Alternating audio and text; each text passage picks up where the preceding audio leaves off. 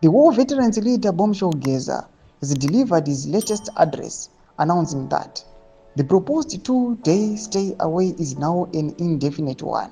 Achipere mushe panapa ungapa ungosarira aiwa kunzwa mashoko atokwa na Bombshell Geza takuna panapa ari kuchitsanangurwa achiarticulate wanyasi kupenengurwa kunzi Bombshell Geza angachireva kuti kudii. Sanapenda mashoko abudanyirwa panapa pa subscribe or like or turn the bell icon. Ndinapenda extra mchinzi added that Justice Minister Ziyambi, Attorney General Virginia Mabiza, and Speaker of Parliament Jacob Mudenda are planning to submit a proposal to Parliament to extend the presidential term to 2030. The sweetener for parliamentarians will be an extension of their own term of office as well.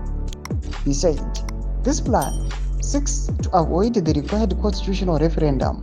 He added that the indefinite stay away will only be called off when there is a new government.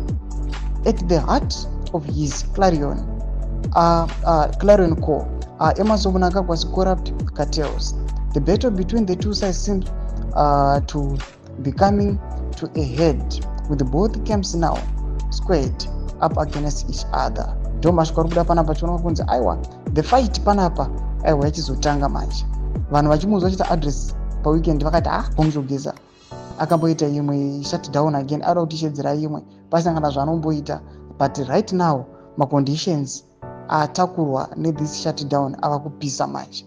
Muchimunzwa munhu achibuda achira pachina achiti we are going to stop it kana pane new government. Chimbozvifunga iwewe kuti panapa ne the ruling party ZANU-PF ninharo dzainadzo pana Bombshell Geza uyo anoti sure kuti ari kutemba nei maforces ake ari kumobilize kuda kunofighta the regime kuti aiwa ipushwe out.